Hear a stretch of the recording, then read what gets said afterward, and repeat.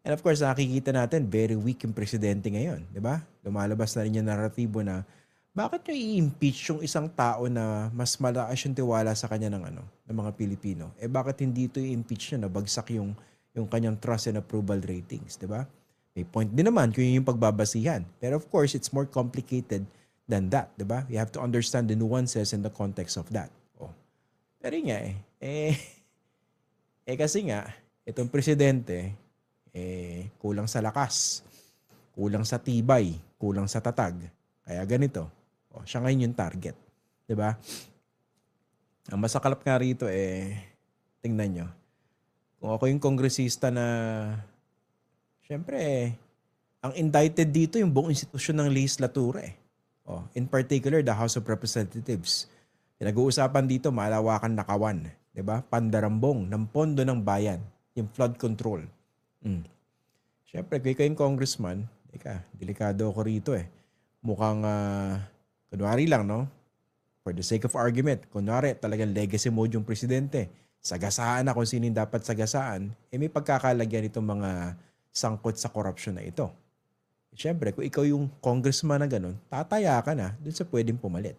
Diba? Mas may chance ka mag-survive dun Kunwari, negosyo mo ngayon, tinutugis, iniimbestigahan ka because of questionable business practices. Yung paggamit mo ng posisyon mo sa politika para isulong yung negosyo mo. Saan ka ba mas makikinabang? Tataya ka na rin sa susunod. O yung pwedeng ipalit. Diba? Padadaliin mo yung pagkakatanggal ng kasalukuyang administrasyon para matigil yung pagtugis sa'yo. Diba? It's simple It's simple logic. We don't know whether the president is actually capable or his team are capable, the president and his team are capable of dealing with all these complications given the kind of political capital that is still left in the president. Diba? Lalo, bagsak yung kanyang approval tsaka trust ratings. Ang malaking bagay dito, bilis-bilisan na po yung pagpapakulong doon po sa mga sangkot sa flood control. Bilis-bilisan na po yung pagsusulong ng mga reform legislation dyan po sa Kongreso. Yan, bilis-bilisan na po yung anti-political dynasty law, yung pagtatatag ng talagang malakas at may pangil na ICI, 'di ba?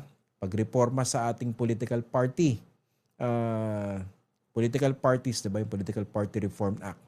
Although napaka-complicated no? Pero syempre, meron tayong mga pwedeng isulong dyan immediately. For instance, yung anti-turncoatism law, yung pagbalimbing. And of course, yung pagreforma sa ating party list. Kasi the window of opportunity is closing fast for this administration. 2026 na yun. Magbilang lang kayo. Before you know it, patapos na naman yung 2026. And mas malakas na naman po yung iba't ibang puwersa. Yung puwersa ng mga Duterte before the end of the year.